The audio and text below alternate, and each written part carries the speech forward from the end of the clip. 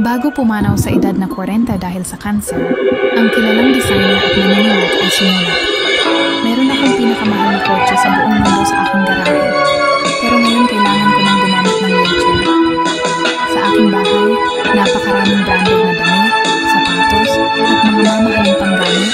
Pero ngayon, ang katawan ko ay nakasuot na lang ng mumurahing tela na galing sa ospital.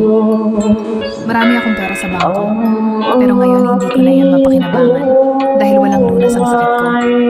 Dati, parang kastilyo ang kwarto ko, pero ngayon natutulog ako sa maliit na kwarto at maliit na kama ng ospital.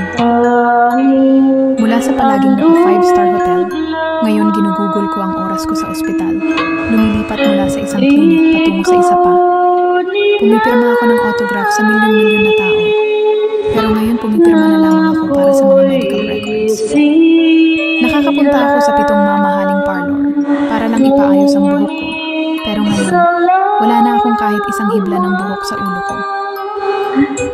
Sa pamamagitan ng aking private jet, kaya kong lumipad kahit saan. Pero ngayon kailangan ko ng 2 assistant para lang makalakad papunta sa banyo. Kahit anong pagkain, kaya kong bilhin at kainin. Ngayon, ang dieta ko ay 2 tableta sa isang araw at ilang patak ng tubig na may gamot tuwing gabi. Ang bahay na ito, ang kotse, ang eroplano, ang mga kasangkapan, ang pera sa bangko, ang labis na kasikatan at karangalan.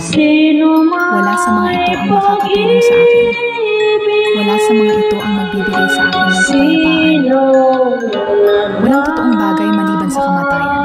Sa dulo ng lahat, ang pinakamahalaga ay ang kalusugan at paniniwala sa Diyos. Maging masaya ka kung ano man ang mayroon ka, maliit man o malaki, habang ikaw ay malusog, buo, may pagkain na sa plato, at may lugar na matutulugan. Hindi ka kulang. Subalit ang pagiging makadiyos na may kasiyahan sa kung anong mayroon ka ay malaking pakinabang, sapagkat wala tayong dinala sa sanlibutan ito, at tiyak na wala rin tayong madadala palabas. Kaya't kung tayo may pagkain at pananamit, dapat na tayong matuwa at magpasalamat. Ang pinakamahalagang bagay sa buhay na ito ay ang kaligtasan ng ating kapwa. Magtiwala ka sa Diyos para sa ating kaligtasan. Magkakaroon ka ng buhay na walang hanggan. Ikaw ay mabubusog dahil tanging si Jesus lamang ang makakapagbigay sa atin ng tunay na kasiyahan. I-share mo ito sa iba para makita nila ang halaga ng video nito. Na ako'y sila.